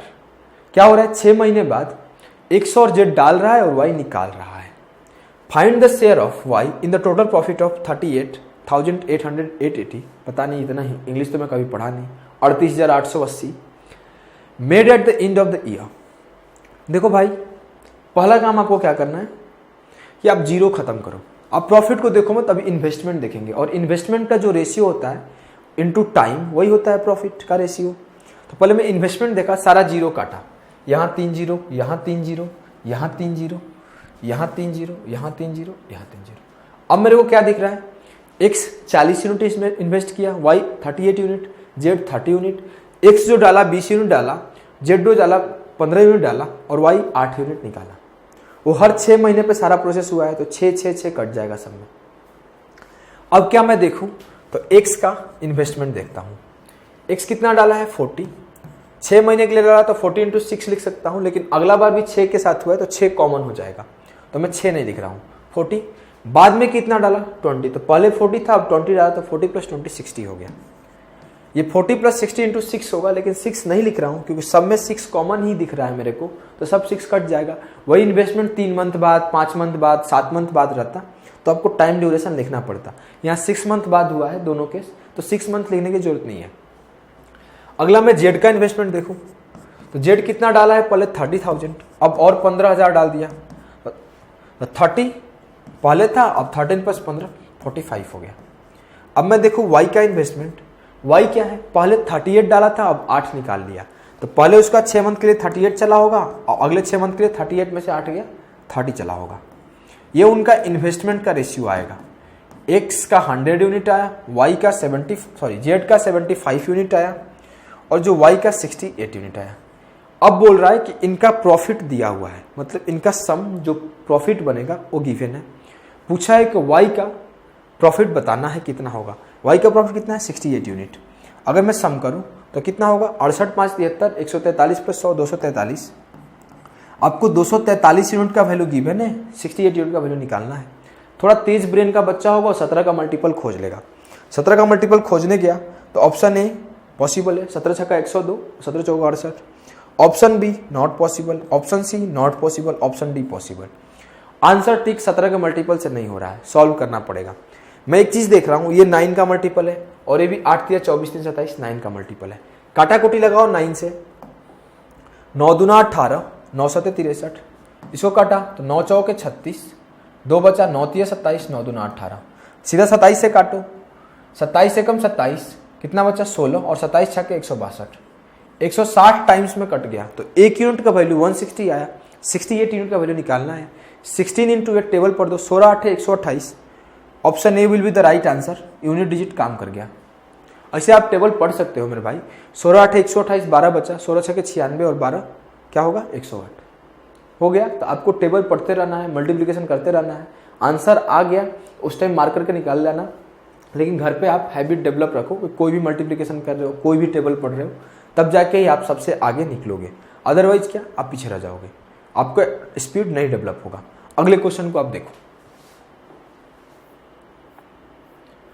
अगला क्वेश्चन क्या है, बोट एंड स्ट्रीम का क्वेश्चन है, सॉल्व करने का कोशिश करो आप लोग। बोट एंड स्ट्रीम का क्वेश्चन है, सॉल्व करने का कोशिश करो। मैं क्वेश्चन रीड करता हूं। A motor boat whose speed is 20 kilometre per hour in still water take 30 minutes more to go 24 kilometre upstream than to cover the same distance downstream. 24 kilometre downstream जाने में जो time ले रहा है उससे आधा घंटा ज़्यादा अप स्ट्रीम में ले रहा है। If the speed of the boat in still water is increased by 2 kilometre per hour then how much time will it take to go 39 kilometre downstream. 39 पढ़ने के बाद क्या दिमाग में घुमा कि 13 का मल्टीपल है, जो डाउन स्ट्रीम स्पीड होगा वो 13 का मल्टीपल होगा। क्यों? क्योंकि आंसर सारे नॉर्मल है। अगर 13 आंसर में रहता, बच जाता, 13 आंसर में बच जाता तो कहीं ना कहीं वो 60 को काट नहीं पाता, तो 13 बचा ही रहता ऑप्शन में। क्योंकि जो डाउन स्ट्रीम स्पीड आएगा उसमें 13 बच जाएगा, तो 60 को काट नहीं पाएगा, तो कंप्लीटली कभी मिनट और आवर में आंसर रहेगा ही नहीं। ये हिंट है, ये सब हिंट है। क्वेश्चन रीड किया, हिंट मिल गया मेरे को। अब मैं हिट एंड ट्रायल खेल सकता हूँ। अगर आपको हिट एंड ट्रायल खेलने का मन नहीं है तो आप बेसिक से करो ना, बेसिक से भी मैं बता दूंगा। लेकिन बेसिक से कब तक करोगे? बेसिक से फिर पीछे रह जाओगे। आपको ये सब चीज़ें डेवलप करनी पड़ेगी जो कि कोई सिखा नहीं रहा है। सब सिर्फ बेसिक के पीछे ही सब लोग भाग रहे हैं। क्वेश्चन अप्रोच करने का तरीका सब लोग नहीं बता रहा है, क्योंकि सब लोग को अप्रोच करने नहीं आता, सब लोग को कम टाइम में सॉल्व करने नहीं आता। मैं ये नहीं बोल रहा हूँ सबको मैथ नहीं आता, मैथ आता है, लेकिन सिर्फ मैथ का नॉलेज होने से आपका सिलेक्शन नहीं होगा। मेरा दोस्त है, IIT जैम क्रैक किया हुआ है। IIT जैम बहुत लोग नहीं जानते होंगे, तो उनको मैं बता दूं, joint admission test for MSc होता है। वो IIT जैम क्रैक किया। मैं भी प्रिपरेशन करता था उस टाइम, ग्रेजुएशन टाइम। मैं छोड़ दिया प्रिपरेशन, मैं SSC का तैयारी करना शुरू कर दिया। ग्रेजुएशन खत्म हुआ, मैं चला आया और ग्रेजुएशन खत्म करके जैम का प्रिपरेशन किया। वो जैम क्वालिफाई किया, नहीं गया। घर पे फाइनेंशियल इश्यूज थे, उसके फी भरने का औकात नहीं था, उतना अच्छा नहीं है फैमिली बैकग्राउंड, तो वो IIT जैम नहीं गया। मतलब उसको मिला था कोई NIT और एंगल या कोई और मिला था, मेरे को ध्यान नहीं है। वो जैम क्रैक किया है, उसको BSc का मैथ्स अच्छे से मुँह ज़बानी याद है, वो पढ़ा सकता है किसी को, इतना अच्छा नॉलेज है। क्योंकि जैम का जो कटअप जाता है 100 में 17, 18, 20, 8, 10, सोचो 8%, 10%, 20% कटअप जाता है 100 मार्क्स में, तो किस लेवल का पेपर आता होगा IIT जैम का। और वो जैम तैयारी किया, क्वालिफाई किया, नहीं गया IIT या NIT जो भी मिला, लेकिन उसके बाद SSC का तैयारी किया। तो मेरे से बात हुआ, वो टेस्ट देता है तो उसके 50 में 50 नहीं आते। उससे ज़्यादा मैथ्स का नॉलेज मुझे भी नहीं है, इवन कोई भी SSC के एजुकेटर नहीं है, किसी को नहीं है।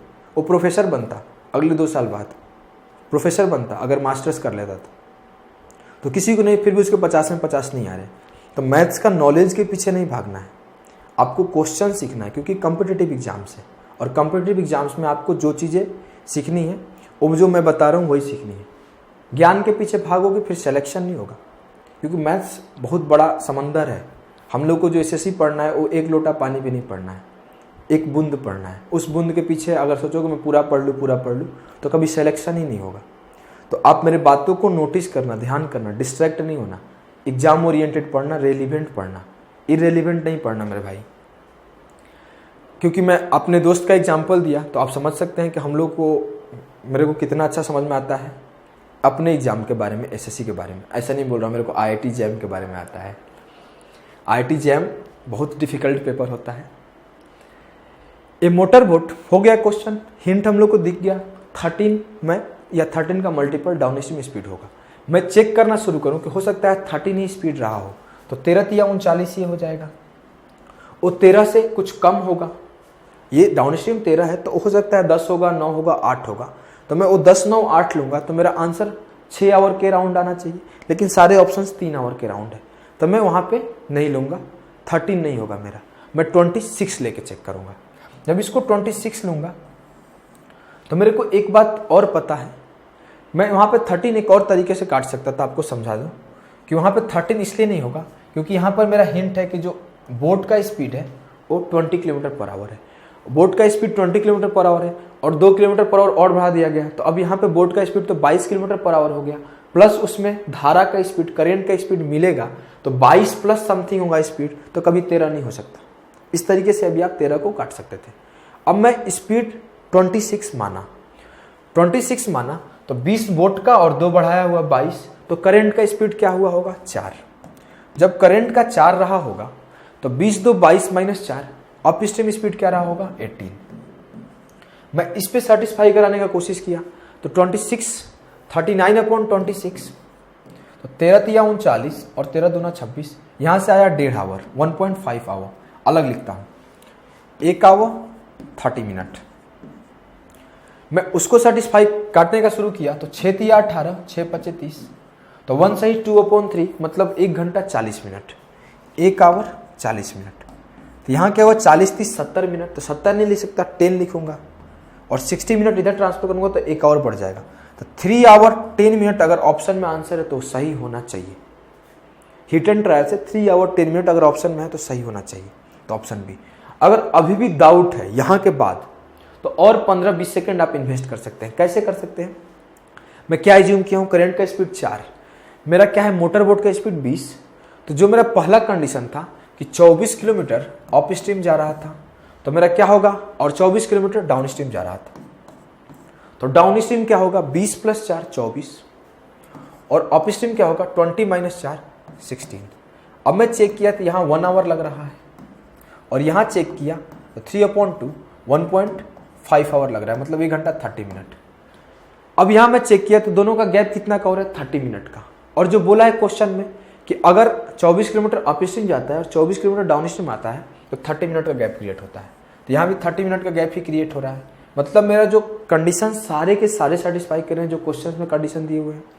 अब आपको सॉल्व करने में खुद सोचो कि अगर आपको नंबर्स एज्यूम करना था तो आप यहाँ देख के 26 उठा लिए और फटाफट सेटिस्फाई कराए।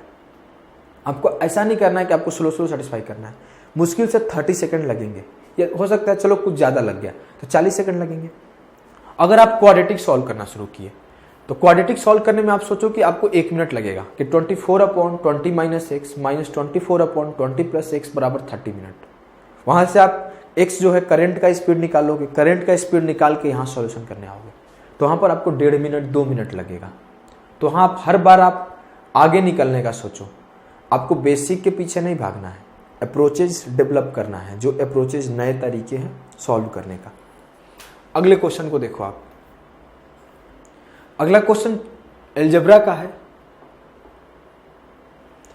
इफ a² + b² 49 c² + 18 बराबर 2 × b + 28c - a, then the value of 2a - b + 7c। सीधा सीधा पता है स्क्वायर बन रहा है, तो a का वैल्यू क्या होगा -1, यहाँ निकालना किसका है -2 है, तो -2 हो जाएगा। b का वैल्यू क्या होगा +1, निकालना क्या है -b, तो -1 हो जाएगा। निकालना है 7c का वैल्यू, मेरे को पता है 49c का वैल्यू 28 है, 7c निकाल लेते हैं, दोनों साइड 7 से काट देंगे, तो 7c का वैल्यू हो गया 4, तो सीधा 7c का वैल्यू पुट करते हैं 4 - 3 1 will be the right answer, option D.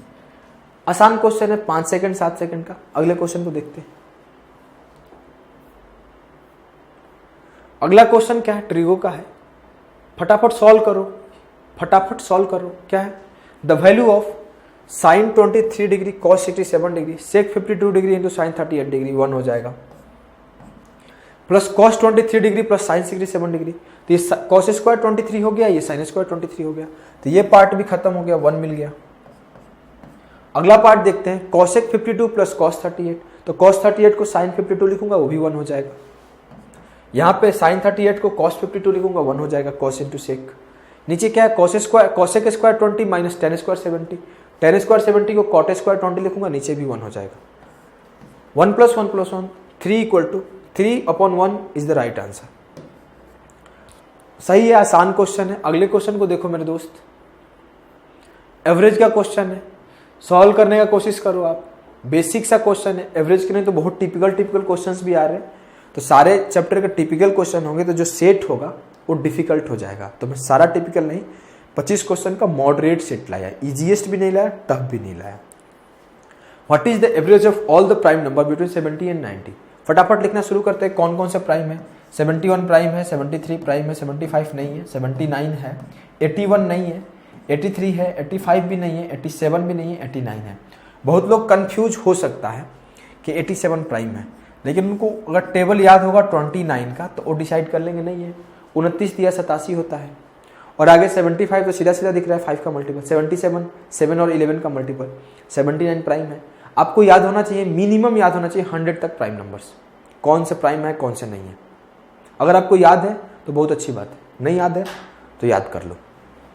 अब मेरे को बोला इनका एवरेज निकालना है, डेविएशन लगा दो। मैं मान लिया कि 79 जो होगा एवरेज होगा, तो ये माइनस का 6 है, ये कितना है, सॉरी ये माइनस का 8 है, ये माइनस का 6 है, ये प्लस का 4 है और ये प्लस का 10 है। तो कितना का डेविएशन हुआ, -14 + 14, 0 का डेविएशन हुआ। Answer will be 79। आसान क्वेश्चन है। कभी कभी डेविएशन आप हो सकता है 80 पर लगा देते, 83 पर लगा देते, तो आंसर वही आता जिस पे आप डेविएशन लगाओ। मैं बीच वाले पे डेविएशन लगा दिया तो मेरा आंसर एक बार में। अगले क्वेश्चन को देखते हैं, क्या है देखो आप, a reduction of 15% in the price of wheat enable a housewife to buy 6 kg more for Rs 2720 the reduced price of wheat per kg। Basic सा कॉन्सेप्ट है, परसेंटेज का क्वेश्चन है, कुछ नहीं करना है। 15% का फ्रैक्शन वैल्यू देखो क्या होगा 3/20, तो जो प्राइस था वो 20 से 17 हो गया। तो जो क्वांटिटी होगा, क्योंकि मेरा कांस्टेंट है जो एक्सपेंडिचर है, तो जो क्वांटिटी होगा वो 17 से 20 हो जाएगा, वो क्वांटिटी 17 से 20 हो जाएगा। क्वांटिटी में इंक्रीज कितने का है, 3 यूनिट का, लेकिन क्वांटिटी में इंक्रीज ओरिजिनली कितना का है, 6 kg का। तो 3 यूनिट बराबर है 6 kg, तो 1 यूनिट बराबर है 2, तो 17 यूनिट बराबर हो जाएगा 34 और 20 यूनिट बराबर हो जाएगा 40। पहले 34 kg खाती थी, अब 40 kg खाएगी हाउसवाइफ। क्या बोला, the reduced price of the wheat, यहाँ पर वाट लिखा हुआ है, व्हीट होगा, reduced price of the wheat per kg। तो 40 kg प्राइस क्या है 2720 रुपया में, तो प्राइस निकालो 2720/40, आंसर होगा। 0 से 0 गया, 4 से काटोगे 4 छक्के 24, 4/32, 68 रुपीज अभी प्राइस है और रिड्यूस्ड प्राइस ही पूछा है। पूछता है कि ओल्ड प्राइस बताओ, तो आप 34 से डिवाइड कर देंगे तो आंसर आ जाएगा। 34 8 272, 8 बार में जा रहा है, तो जो 80 आंसर आता वो पहले का प्राइस होता, जो अभी आंसर आया है वो अभी का प्राइस है। आसान क्वेश्चन है। अगले क्वेश्चन को देखो आप। अगला क्वेश्चन रेशियो एंड प्रोपोर्शन का है। अगला क्वेश्चन रेशियो एंड प्रोपोर्शन का है, बेसिक क्वेश्चन है, देख के ही पता चल रहा है। सॉल्व करने की कोशिश करो। If P is the third proportional to 8, 20 and Q, 8/20 into 20/8 हो जाए, 20/Q होगा। तो इस तरीके से सब लोग सॉल्व करते हैं कि 8/20 इक्वल टू 20/Q। लेकिन आप दूसरी नजर से देखो, 8 का 2.5 गुना है 20, तो जो Q आएगा वो उसके 2.5 गुना होगा, तो ही तो थर्ड प्रोपोर्शनल होगा। 8 का 2.5 गुना है 20, तो जो Q होगा 20 का 2.5 गुना होगा, तो 20 का 2.5 गुना क्या हुआ 50, तो Q का वैल्यू हो गया 50।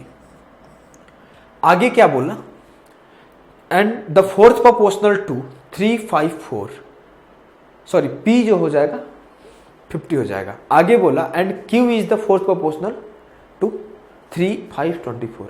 यहां पर क्या था, 8/20 बराबर 20/P, मतलब 8 का 2.5 गुना 20, तो 20 का 2.5 गुना P, तो P का वैल्यू 50 आ गया।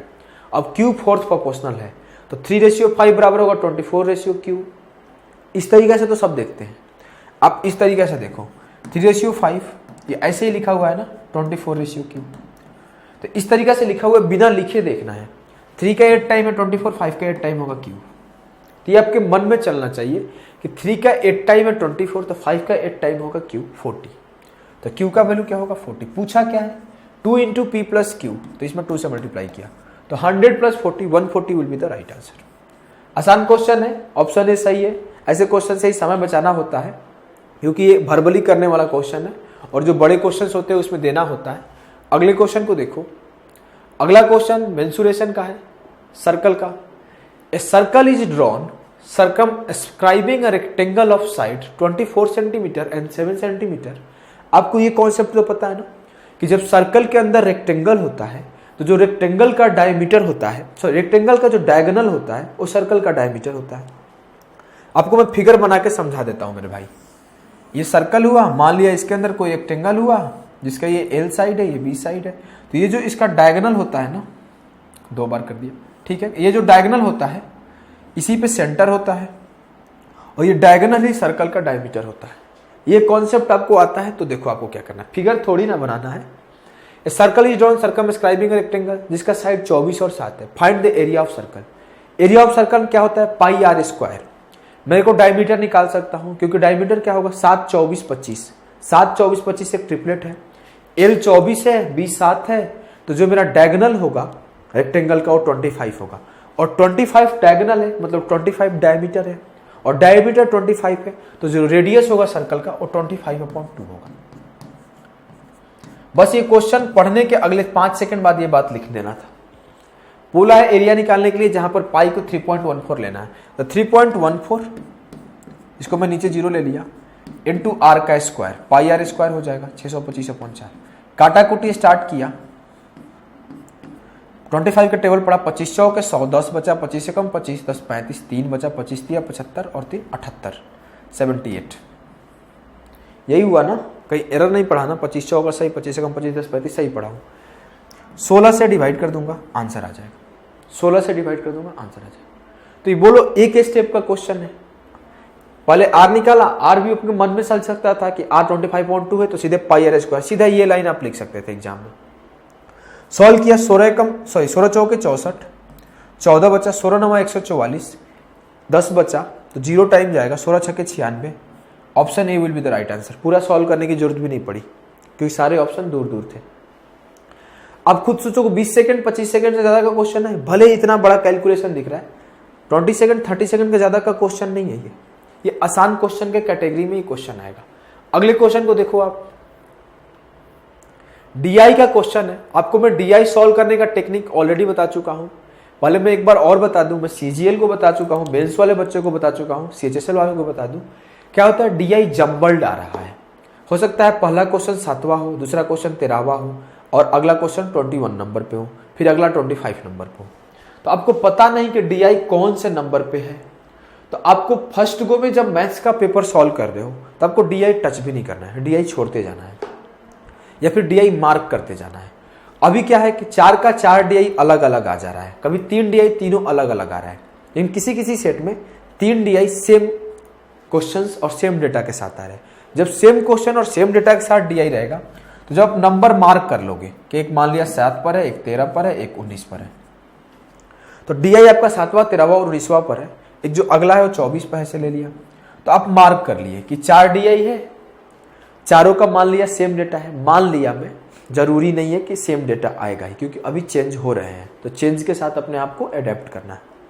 अब आप फर्स्ट गो में डीआई मार्क कर लिए या फिर डीआई लिख लिए, डीआई का क्वेश्चन नंबर, सेकंड गो आओगे डीआई फटाफट सॉल्व कर दोगे क्योंकि डेटा आप पढ़ लिए हो सकता है 2 क्वेश्चन का सेम हो डेटा, 2 क्वेश्चन का सेम हो सकता है चारों अलग हो, लेकिन फर्स्ट गो में कभी डीआई नहीं करना है। दूसरा बात, डीआई करते टाइम कभी आपको इंस्ट्रक्शन नहीं पढ़ना, पहले क्वेश्चन पढ़ो फिर इंस्ट्रक्शन पढ़ो। मैक्सिमम क्वेश्चन में क्या होगा कि आपको इंस्ट्रक्शन पढ़ने की जरूरत ही नहीं पड़ेगी, क्वेश्चन खुद ब खुद सॉल्व हो जाएगा। तो आप वहां पे 5-7 सेकंड 8 सेकंड बचा लोगे इंस्ट्रक्शन ना पढ़ के। तो इन बातों को कोई और नहीं बता सकता है, ये बातें वही बता सकता है जो स्कोर किया है, जिसको टाइम का वैल्यू पता है एग्जाम में, जो पेपर में अपीयर हुआ है, पेपर में स्कोर किया है। सब लोग आएंगे डीआई पढ़ेंगे, डीआई सॉल्व कराकर चले जाएंगे। तो डीआई सॉल्व तो कोई भी कर सकता है, जो बच्चा आज तैयारी किया वो डीआई सॉल्व कर लेगा, लेकिन 10 सेकंड 15 सेकंड में सब बच्चा नहीं सॉल्व करेगा, 30 सेकंड के अंदर डीआई सब बच्चा नहीं सॉल्व करेगा। तो आपको कम टाइम में सॉल्व करना है, तो मेरी बातों को सुनना है अच्छे से। मैं आपका टाइमिंग इंप्रूव करने का सारा चीज़ें बताते रहता हूँ, उस पर आप काम भी करो, सिर्फ सुन के ऐसे नहीं सो जाओ, सुन के काम करना पड़ता है मेरे भाई। अब देखो क्या है, what is the percentage increase और decrease in the number of student in engineering. देखो यार हम लोग इंजीनियर हैं नहीं। In 2020 as compared to 2019 correct to 2 decimal places. तो 2020 में इंजीनियरिंग के छात्र और 2019 के इंजीनियर कितने थे? 2020 में 12% और 2019 में कितने इंजीनियर थे? 13%।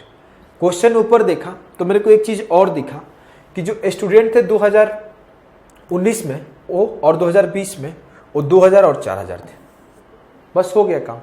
2019 में 2000 बच्चे जिसका 13% इंजीनियर, तो 13 इंटू 20 260, और 2020 में 2400 बच्चे जिसका 12% इंजीनियर, तो 24 इंटू 12 कितना होगा? 288। इतना फास्ट कैसे मल्टीप्लाई किया? तो 24 इंटू 12 करना था, तो मैं क्या किया 24 को आपको लिख के समझाता हूं जिससे आप तेजी से समझ पाओगे। इसको मैं मन में ही ओपन कर लिया 2 इंटू 12 में, अब 12 का स्क्वायर 144 इंटू 2 88 हो गया। काटा कुटी लगाऊंगा, सीधा सीधा दिख रहा है, 2 से कटेगा तो 2 से काटा तो कितना हुआ 130, 4 से काट लेते हैं 65 हो जाएगा। इसको 4 से काटा, 4 7 28, 4 2 8। अब क्या है, पूछा क्या है कि कितना अधिक है 2019 में, सॉरी 2020 में कितना अधिक है 2019 से। तो कितना अधिक है 7 यूनिट, किस पे 65 पर, 700/65। काटा कुटी लगाया, 13 5 65, 14 5 70, 13 का टेबल पढ़ा, 13 कम 13, 1 बचा नहीं जाएगा, 10 हो गया, 13 7 91, 9 बचा, 13 7 91 चला जाएगा approx. Option C will be the right answer. बस आपको देखो थोड़ा सा कैलकुलेशन था, आसान क्वेश्चन था। अगले क्वेश्चन को सॉल्व करते हैं। अगला क्वेश्चन देखो डिफरेंट डीआई है, सेम डीआई नहीं है, मैं इसीलिए आपको बातें बताता हूं अच्छे से। अब डिफरेंट डीआई है तो मैं तब सेकेंड को मैं कर रहा हूं, जो भी आएगा उसको करूंगा। What is the ratio of the number of youth in a state A, C and E taken together to the number of students employed in youth state B, C, D together? दो type के हैं, youth है और एक employed youth है। कौन सा क्या है अब देख लो। तो यहां पर लाखों में संख्या दिया गया है और नियोजित संख्या दिखाया गया है, दो टाइप के दिया गया है, एक यूथ है और एक एम्प्लॉयड यूथ है। उठा लो A, C, E, A 12 है, C 11.5 23.5 हो गया और E 9 32.5। आप देखो एक चीज और दिख रहा है, जैसे ही मेरे को 32.5 आया तो ऑप्शन ए आंसर हो सकता है या ऑप्शन बी, उसका दुगना करके दिख रहा है ना 65। ऑप्शन सी और डी तो लग नहीं रहा है। अगर तुक्का मारना होता मेरे को और ऑप्शन बी में 65 नहीं रहता तो मैं ऑप्शन ए मार्क निकल जाता। आगे पढ़ते हैं। अब एम्प्लॉयड यूथ देखेंगे, क्या बोला, बी, सी एंड डी का एम्प्लॉयड यूथ। बी में कितने हैं 7, सी में कितने हैं 10 17 और डी में कितने हैं 7.5। 17 + 7 24.5 हो गया। बी सी डी में मिलके टोटल 10 7 17 7 24.5 हो गया। आप यहां पर देखो ये 32.5, ये 24.5, इसके दुगना करूंगा 65, इसके दुगना करूंगा 49। Option B will be the right answer. ऐसा नहीं हर बार काटा कुटी ही करना होता है, कभी कभी नंबर्स दिख जाते हैं तो उसके 2 टाइम करके मैं देख लिया। आसान क्वेश्चन है, सिर्फ रेशियो ही तो निकालना था, सम करके रेशियो निकालना था। आप अगर ऐसे नहीं देख पा रहे हैं तो आप सीधा सीधा काट लो कि मैं डेसिमल खत्म कर दिया तो 325 नीचे 245, 5 के टेबल पढ़ दिया, 5 6 30, 5 5 25, 5 4 20, 5 9 25। ऐसे कर लो, जैसे करोगे आंसर वही आएगा मेरे भाई। आप जैसे देखो नंबर्स को। अगले क्वेश्चन को देखते हैं।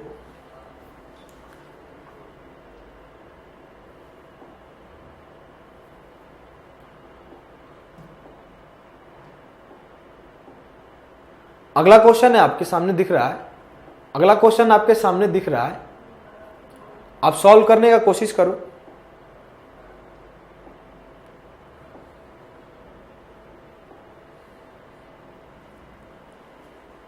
आप सॉल्व करने का कोशिश करो, तब तक मैं बात करता हूं, कुछ इशू है। क्वेश्चन तब तक मैं एक बार पढ़ देता हूं। What is the class average up to 1 place decimal of mathematics test? गणित की परीक्षा का वर्ग का औसत एक स्थान तक सही बताएं। जहां पर दिया गया एक हिस्टोग्राम, हिस्टोग्राम में दिया गया है ये उन लोगों का मैथ्स का मार्क्स है और ये नंबर ऑफ स्टूडेंट है, जो कि नंबर ऑफ स्टूडेंट कितने 350 और अधिकतम मार्क्स कितना है मैथ्स का 200। अब आपको करना कैसे है, मेरे को पेन वाला सेक्शन नहीं मिल रहा है, आप लोग खुद से ट्राई करो। मैं पेन वाला सेक्शन मांगता हूं, पेन वाला सेक्शन में मांगता हूं।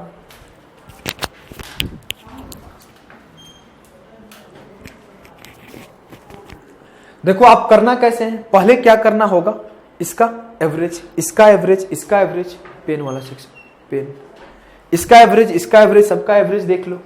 तो आपको एवरेज निकालना बहुत ही आसान है। आप एवरेज निकाल लोगे उस हिस्टोग्राम का, फिर बच्चों से मल्टीप्लाई करके टोटल को 350 से डिवाइड कर दोगे, या फिर एक और तरीके से आप कर सकते हो, डेविएशन लगा सकते हो।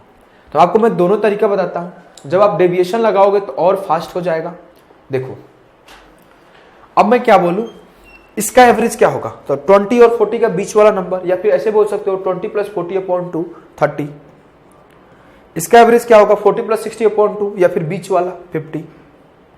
इसका एवरेज क्या होगा 70, इसका एवरेज क्या होगा 90, इसका 110, इसका 130, इसका 150, इसका 170, इसका 190।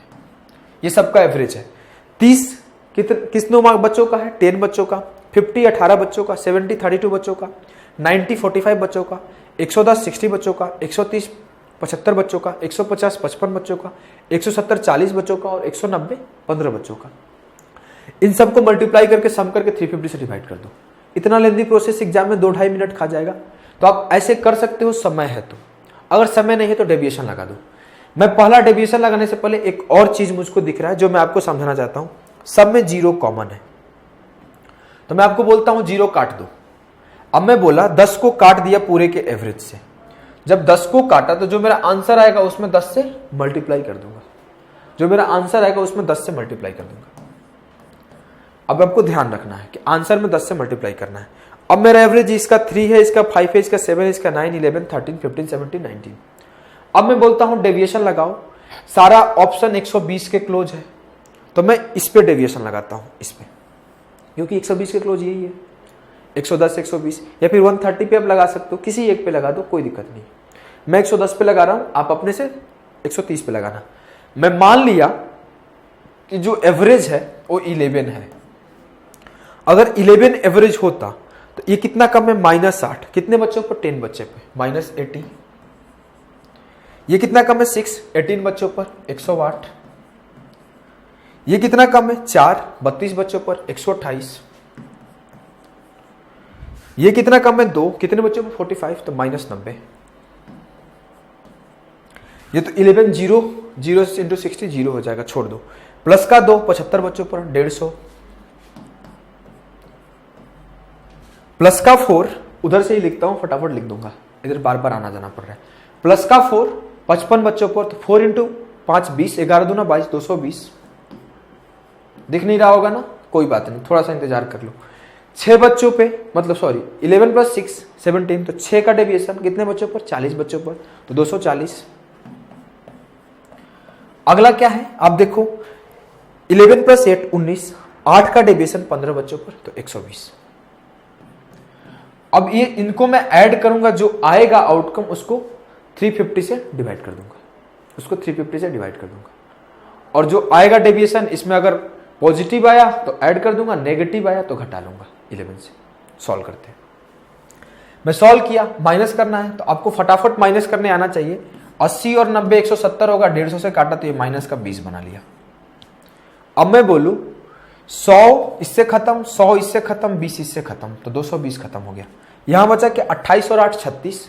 इस 36 को मैं 240 से घटा दिया तो 204 बचा, और 120 324। 324 बचा, और इसको 350 से डिवाइड कर देंगे।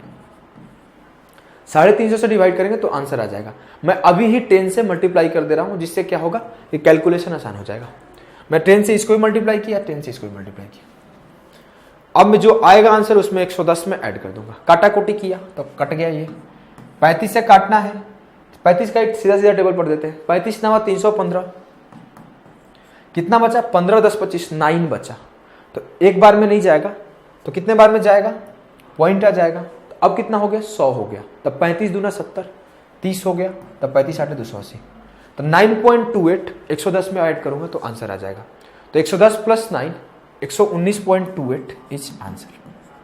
तो ऐसे क्वेश्चन आने पर एग्जाम में या तो छोड़ दो, जब कभी आपको हिस्टोग्राम में एवरेज निकालने को बोले इस पैटर्न पे, तो आ जाता है कभी कभी एक क्वेश्चन, या तो छोड़ दो लास्ट के लिए, या फिर करो ही मत, भले 24 क्वेश्चन ही करके आ जाओ। मैं ऐसा क्यों बोल रहा हूं? इधर 50 में 50 बोलता हूं। देखो मेरे भाई, सिलेक्शन लेने के लिए रीजनिंग भी सॉल्व करना पड़ता है, इंग्लिश भी सॉल्व करना पड़ता है, जीके भी सॉल्व करना पड़ता है। अगर आप उन लोगों उस सबको सॉल्व करके समय बचा ले रहे हो, तब इसमें आके 2 मिनट दे दो। ये कितना भी फास्ट कोई करेगा, डेविएशन से फास्ट नहीं करेगा।